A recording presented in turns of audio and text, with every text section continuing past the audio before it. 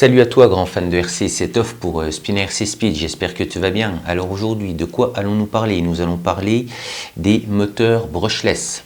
Donc comment s'y retrouver avec les caractéristiques des moteurs brushless. Donc qu'est-ce qu'un moteur brushless? C'est un moteur sans charbon. On va simplifier comme ça. À l'époque, les premiers moteurs avaient des charbons, encore maintenant bien sûr. Mais maintenant, il y a les moteurs brushless, donc déjà ça fait déjà quelques années que ça existe quand même, sans charbon. Donc pourquoi déjà avoir entre guillemets enlevé les charbons, si on peut dire. Le moteur brushless tout simplement déjà nécessite grâce à ça beaucoup moins d'entretien. Il a une technologie de fonctionnement différente. Et au niveau rendement, c'est bien plus efficace qu'un moteur à charbon. Donc voilà pour, on va dire, la définition du brushless en accéléré. Donc, si nous prenons par exemple un Hobbywing EZ Run 4274, on voit déjà qu'il y a un nombre 4274. Si on prend une autre boîte, nous allons voir que là c'est un 3660 et sur celui-ci c'est un 3650.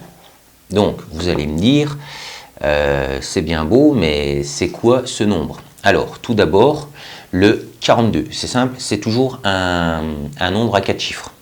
Les deux premiers chiffres en fait ce sont le diamètre du moteur en millimètres. Donc pour un 42-74, vous avez un moteur qui fait 42 mm de diamètre.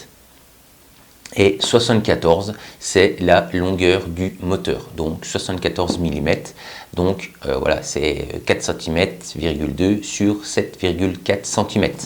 Le premier nombre, c'est le diamètre et la longueur. Donc ça vous permet déjà de choisir quel moteur il vous faut si vous souhaitez mettre un nouveau moteur ou remplacer un ancien. Ensuite, nous avons les kV. Alors les kV, qu'est-ce que c'est? C'est le nombre de tours par volt par minute. Admettons, si votre moteur fait 1 kV, il va tourner à 1 tour par minute par volt. C'est-à-dire que si vous l'alimentez en 1 volt, il va faire 1 tour par minute. Si vous l'alimentez à 11 volts, il va faire 11 tours par minute. Donc voilà pour les kV.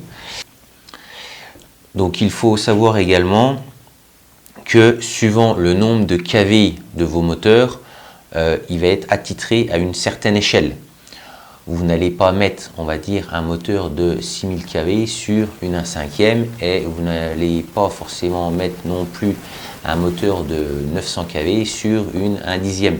Donc ça c'est pareil, souvent quand vous achetez vos moteurs, vous avez la caractéristique qui vous indique quel moteur vous pouvez mettre dans votre voiture.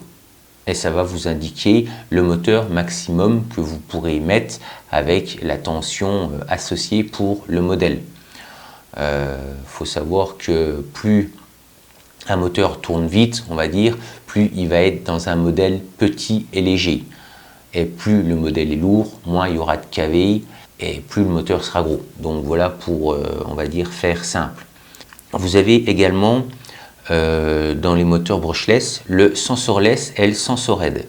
Donc qu'est-ce que ce terme? En fait, c'est tout simplement quand votre moteur a un capteur de position, on va dire. Donc par défaut, votre moteur a 3 fils. Si c'est un sensored, il y aura un autre fil qui va se brancher sur le moteur et sur le variateur. Donc au final, vous aurez les 3 fils d'alimentation du moteur plus un autre fil indépendant que vous allez brancher soit au cul du moteur ou au-dessus. Et ça va permettre à votre contrôleur en fait de connaître exactement la position du moteur. Donc quand je dis la position, c'est la position de l'axe du moteur et non pas s'il est vertical ou longitudinal. C'est vraiment pour connaître où se trouve le rotor à l'intérieur et avoir une précision dans le fonctionnement du moteur. C'est-à-dire que si vous accélérez tout doucement, eh ben, le moteur va accélérer tout doucement et ne va pas faire comme certains moteurs sensorless où le moteur va en fait, ça va faire tac tac tac tac tac. C'est parce que le variateur n'arrive pas à savoir la position du moteur. C'est pour ça qu'il donne des à-coups. Donc quand votre moteur fait ça, il faut accélérer un chouïa un peu plus, sinon ça ne fonctionnera pas. Vous avez également dans les moteurs brushless le nombre de pôles.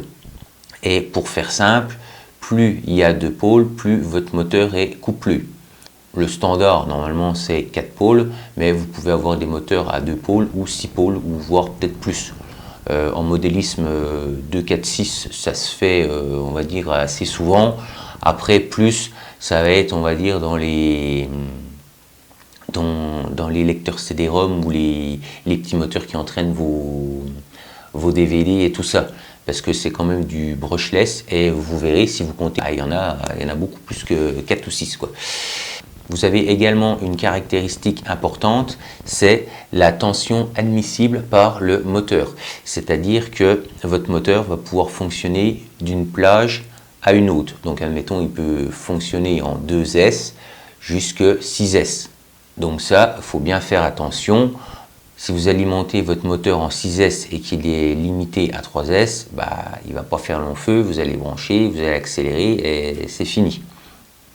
Donc voilà pour, on va dire, les principales caractéristiques à connaître.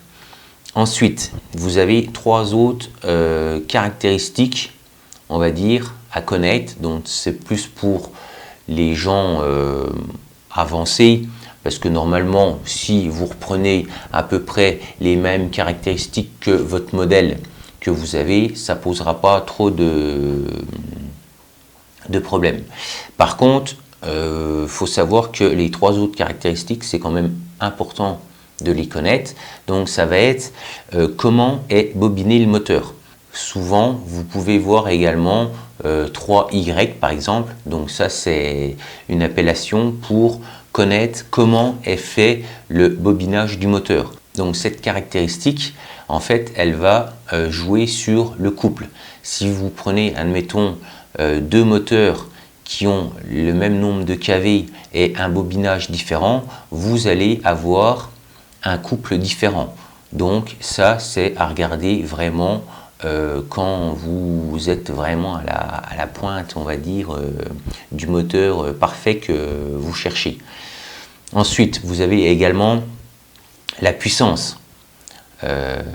Faut savoir qu'un moteur de 800 watts n'ira pas sur un gros modèle, parce qu'il n'arrivera pas à l'entraîner étant donné qu'il n'est pas assez puissant. Donc ça, c'est une caractéristique importante quand même quand vous changez ou quand vous allez mettre un moteur sur un modèle. Toujours quand même regarder les caractéristiques de la puissance de votre moteur, sauf si toutefois vous faites juste un échange standard avec les caractéristiques de base. Vous avez également, ça c'est pareil, on va dire que ça peut être utile, mais c'est vraiment une caractéristique que personne ne regarde, c'est le rendement. Il faut savoir que suivant les marques de moteurs, le rendement n'est pas le même. Donc qu'est-ce que le rendement? C'est le pourcentage que l'énergie que vous fournissez à votre moteur va être restituée dans son fonctionnement. Donc, en exagérant, si votre moteur ne chauffe pas, bah, c'est qu'il a un rendement, on va dire, quasiment de 100%. Mais ça, c'est pas possible. En fait, c'est vraiment quand vous alimentez votre moteur et la déperdition, on va dire, en chaleur pour le faire fonctionner. Si vous avez 3 moteurs identiques mais avec des rendements différents, si vous alimentez les 3 avec une batterie de 5000 mAh par exemple, bah, il y en aura un qui va durer plus longtemps parce que justement son rendement est meilleur. Il sera quitte de dissiper entre guillemets l'énergie que vous lui fournissez un peu à l'arrache. Donc je pense que j'ai fait le tour de toutes les caractéristiques des moteurs brushless. Si j'en ai oublié, ça peut arriver, hein. Je vous invite à les mettre dans les commentaires, je répondrai à la question. En attendant, moi je vous retrouve pour une prochaine vidéo vendredi à 18 h et surtout amusez-vous bien avec vos RC. Ciao!